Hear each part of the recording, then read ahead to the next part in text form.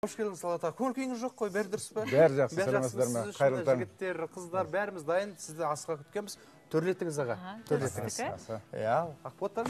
Өзім жұмысыма кірісейін мен. Әңгімелесейін. Ал, қош келдіңіз, Талғат мырза. Енді бүгінгі тақырып елге келіп еленгендер туралы әңгіме айтып отырмыз. Бірақ бұндай әңгіме болмау керек. Біз елге келмесе бұлар еленбей жүр екен деп ойлап қалуы мүмкін ғой. Олай емес. Енді өзіңіз осы тәуелсіздік алғаннан кейін алғашқылардың бірі болып отанымызға, тарихи отанымызға оралған азамат ретінде жақсы білеміз. Әңгімемізді содан бастасақ. Жақсы.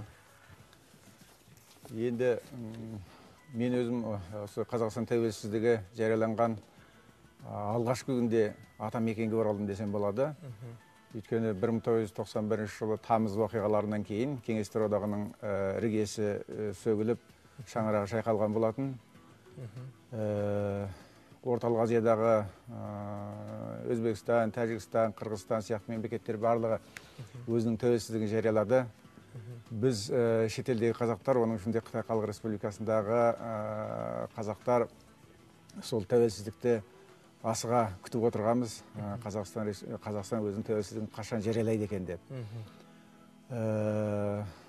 Көзіміз жаңағы теледидардың экранында, құлағымыз радиода, баспасөзде күнделікті қарап отырып, қадағалап отырдық.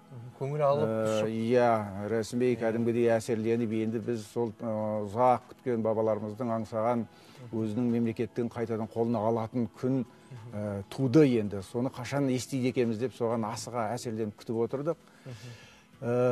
Сонымен ақыры сол желтоқсанның басында, 10-да президент сайланды парламентте. Сол 16-сы күні еліміздің тәуелсіздігі жарияланғаны мәлім болды. Біз соны естігенде, мен ол кезде Шинжаң университетінде, Шығыс Түркістандағы, Шинжаңдағы сол жерде ұстаздық ететінмін, информатика саласы бойынша, IT саласы бойынша. Кәсібіңізде болды ол кезде? Иә, мен өзім ұстаздық еткен. Бұл кезде 10 жыл ұстаздық еткен ұстазбын кәдімгідей. Сол хабарды естігенде енді өте әсерлендік. Өзіміз жаңағы ағайын достарымыз, жолдастарымызбен бірге ол күн тойладық. Кәдімгідей енді әшкере ашық көшеге шығып тойламасақ та, өзіміз бас қосып, өзіміздің шағын үйімізде бірге бас қосып, сол тәуелсіздікті кәдімгідей тойлады. Қай аймақта өсіп едіңіз? Менің туған жерім сол Тарғыбатай аймағы деп аталады. Соның Дөрбүжін деген ауданы, өзіміздің Тарғыбатай тауының күнгей беті. Менің бабаларым, аталарым Шығыс Қазақстан облысының Тарғыбатай ауданындағы Маңырақ деген таудың қойнауында сол жерде өсіп өніп өмір кешкен адамдар, бірақ енді қазақтың басына неше түрлі тағдырлар келді ғой.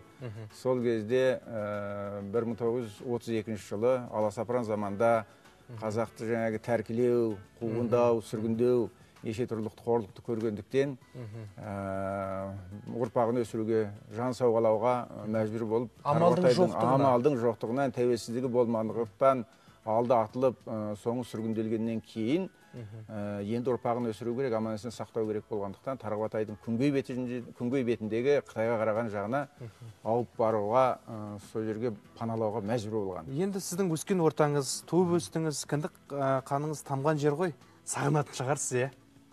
Иә, туған жер ыстық қой, кіндік қанымыз тамған жер, балалығымыз өткен жер, жігіттігіміз өткен жер. Ол жерде қазақтың байырғы жері, атамекені. Бірақ бұл күнде енді тарихи тағдырына байланысты ол жер, туған жеріміз, кіндік қанымыз тамған жер, ол енді арғы беттегі Қытай Халық Республикасына қарап қалды. Ол жерде де бүгінгі таңда әлі біздің қазағымыз 2 миллионға жуық халық өмір сүріп жатыр. Екі елдің қарым-қатынастарының байланысының қалыпты болуына байланысты қарым-қатынастар бүгінгі таңда енді жалғасып жатыр. Арада біраз қиындықтар болды, жағдайлар болды. Дегенмен бұл өзінің жалғасын табады деп ойлаймын. Иә, дұрыс айтасыз, сөзіңізді бөлейін. Шыны керек, енді біздің табиғатымыз, енді жас болғаннан кейін, бізде біздің Қазақстан тілімен айтсам, зона комфорта дейтін бар. Яғни бір нәрсеге үйреніп қаласың, айлығы жақсы, жұмыс қалыпты болғаннан кейін жайлы өмірден шыққың келмейді. Енді сізге қарасам, Шинжаң университеті ең беделді университеттің бірі, айлығы да жаман емес. Енді кәсібіңіз бола тұра, бәрін тастап Қазақстанға кетіп, қалай болары белгісіз кезеңде осындай ерлікке бару, мен қолымнан келмейді қазір. Ол кезде былай жалпы Қытайдағы қазақтардың ішіндегі зиялылар. Тәуелсіздіктің қарсаңында сол жерде қызмет атқарып жатқан зиялылар бұған өте үлкен ықыласпен сол бір тамаша арманның жүзеге асуы деп қарап, көз ашық қой зиялы қауым енді бүкіл ұлттың қаймағы. Сондықтан да сондай көзқараста, сондай неде отырды. Мен өз басымда бұл жерде сол 10 жыл мен өзім Қытайдағы реформалардан кейінгі университетке жаңағы бүкіл мемлекет бойынша тұңғыш рет мемлекеттік бірыңғай тестілеу жүйесі қалыптасып, сол болған жылы сол экзаменнен өтіп, сол университетке түскен алғашқы IT мамандығының иесімін. Сол кездегі зиялы қауым, оның ішінде ақын жазушыларымыз бар, өнер адамдары бар, жас ғалымдар бар, жас ұстаздар бар, осылардың барлығы, енді барлығы демесем де, солардың ішіндегі ұлттық санасы өте биік азаматтар бірден сондай шешімге келді. Алғашқы топ зиялылар. Мен өз басымда солардың қатарындамын.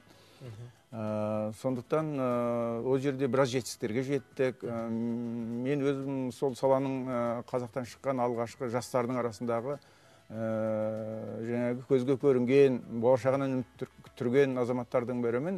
Шет тілдерін үйреніп, өзім мамандығыммен қоса, сол кезде Қытайда жаңағы бүгінгі таңда бізде болашақ бағдарламасы деген бағдарлама бар ғой. Сол сияқты бағдарлама Қытайда сол кездің өзінде жолға қойылған болатын. Қандай ғажап. Сол бағдарламаның кандидатурасының қатарында тұрғанмын. Америка құрама штаттарына докторантураға аттандыруға жаңағы кезекте тұрған болатынмын. Бірақ соған қарамай мен Қазақстанның тәуелсіздігінің қолға келуіне байланысты мен бірден енді өзімнің атамның мекеніне бірден ат басын бұрып, мен өмірімді, білген білімімді, алған тәжірибемді осы елге жұмсаймын деген шешім қабылдадым. Ұлтты сүю. Яғни өзге елде сұлтан болғанша, өз еліңде ұлттан болудың нақты мысалын көрсетіп берген ғой, ә? Енді Талғат мырза, мен сізге бір сұрақ қойғым келіп отыр да, өзіңіздің жеке білім ордаңыз бар, қазіргі таңда шәкірт тәрбиелеп жатырсыздар қаншама. Қандай мамандықтарды оқытасыздар? Мен негізі өзім ғылым мен білім саласының маманымын, сондықтан бұл менің өмірлік армандарымнан тұратын. Қазақстанға алғаш келген кезде мені шақыртқан сол кезде Қазақстанның достық және мәдени байланыстар қоғамы болған. Сол кездегі соның төрайымы қазақтың қайраткер қызы Жібек Әмірхан қызы деген апамыз бар. Сол кісінің қолында менің жаңағы ақпараттар мен туралы сол кісінің қолына түсіпті. Сол кісі бірден шақырып, менің өзімнің мамандығым бойынша Ұлттық ғылым академиясының информатика институты деген ғылыми зерттеу институты бар. Соған жолдама берді. Ғылыми кадр ретінде. Иә, ғылыми кадр ретінде, жаңағы ғылыми зерттеуші ретінде сол жерде мен тағылымдамадан өттім және ғылыми зерттеулермен айналыстым. Дегенмен ол кезде жағдай қиын болды. Ғылым саласы, білім саласы ол кезде тоқырауға ұшырады. Экономикалық бүкіл өзгерістерге байланысты еліміздің алғашқы кезеңдері өте қиын болды ғой. Нарықтық экономикаға көштік, сондықтан ол салада мені қойып мүйізі қарағайда академиктердің өзінің жаңағы жалақы алуының өзі қиынға тоқтады. Өте қиын жағдай болды. Сондықтан енді ол жалақы тоқтап қалды. Айлар бойына, тіпті жылдар бойына. Сондықтан енді біз шетелден келген азаматтар не істеуіміз керек? Жаңағы семьямызды асырау керек, отбасын асырау керек, бала-шағаның қамы деген сияқты. Сондықтан ғылыммен түбегейлі ары қарай айналысу ол кезде қиын болғандықтан біз жұбайым екеуміз сол бизнеске жаңағы қадам бастық, бет бұрдық. Соның арқасында неше түрлі бизнес жасадық. Енді ол кезде жабайы бизнестің кезеңі. Әйтеуір бүкіл күш қуатымызды жұмсап, сол тіршіліктің қамына кірістік. Ақырында жұбайым екеуміз жаңағы ұлттық киім саласындағы бүгінгі қалыптасқан Еркенұр деген бренд ұлттық киім саласындағы компанияны, өнердің бір ордасы деп айтуға болады. Соны құрдық. Ол енді елге танылды, аяғына тік тұрды. Қаншама адамдарды жұмыспен қамтамасыз еттік. Әлі күнге дейін ол компания өзінің жұмысын жалғастырып, елге танымал, сондай өнердің ордасына айналды. Ұлттық мәдениетті жаңғыртудың ордасына айналды. Оны менің жұбайым Фарида Мерхаметқызы қазір ары жалғастырып жүріп жатыр. Мен енді білім, ғылым саласының адамы болғаннан кейін, мен біраз уақыттан кейін, аяғынан компаниямыз тұрғаннан кейін, мен өзімнің арманыма қарай көшуге тура келді. Яғни IT мамандарын дайындайсыз, иә? Сондықтан оқу орнын құрдым. Халықаралық қазақ Қытай тіл колледжі деген оқу орны. Бұл кәсіби техникалық білім беретін, еліміздегі жаңағы қолданылмалы салаға нағыз керекті әр саланың мамандарын дайындайтын оқу орны.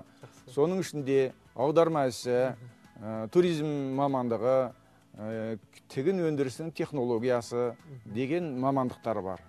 Әрі осындай салалар арқылы еліміздің орта буын ең керекті мамандарын дайындайтын оқу орны болып табылады. Бүгінгі таңда республикадағы осы бағыттағы оның ішінде Қытай Халық Республикасымен қажетті салалардағы ынтымақтастыққа қажетті мамандарды дайындап шығарамыз. Тілге жетілген, мұның ішінде ағылшын тілі, шет тілдерінен Қытай тілі жақсы оқытылып, тереңдетіп оқытылады. Енді Талғат мырза, сіздің енді атқарған ұшан теңіз еңбегіңізді біздің бір 10 минуттық таң хабардың аясына сыйдырып көреміз деп әуреленудің өзі мүмкін емес нәрсе. Сондықтан хабар біткеннен кейін бір жақсылап бір шай ішіп, тереңдеп толғайтындай үлкен дүниелерді жасағаныңыздың куәсі болып отырмыз.